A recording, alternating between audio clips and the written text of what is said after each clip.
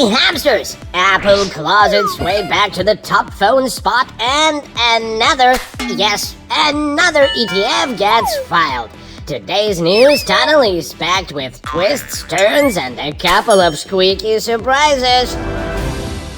First up, Tether's peg is a bit on the wobbly side. S&P Global Ratings dropped USDT to the lowest tier on its stability scale, squeaking concerns about its reliance on higher-risk assets like Bitcoin. Not exactly the kind of stable the wheel was hoping for.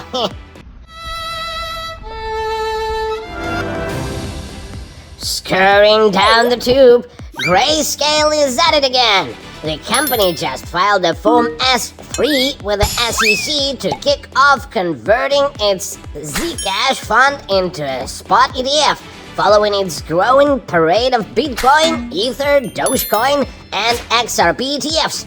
Someone's been busy knowing through that ETF market, When it comes to dominance, Apple is also clawing its way back to the top. New data says the company is back on track to becoming the world's biggest smartphone maker for the first time in more than a decade. Something that is likened to booming iPhone 17 sales in the US and China. Talk about a comeback too.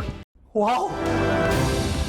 Following up from previous skepticism, Michael Saylor is working to reassure investors about its balance sheet following the recent Bitcoin downturn and the slide in digital asset treasury stocks. The company, the world's largest corporate holder of Bitcoin, introduced a new credit rating dashboard tied to its preferred stock notional value. It also claims to have enough runway to cover dividend payments for 70 years, even if Bitcoin's price stays flat. Rounding things out on a less positive note, EV giant Tesla is hitting some bumps, with sales slumping across all major markets. In the US alone, October sales dropped 24% after EV tax credits expired.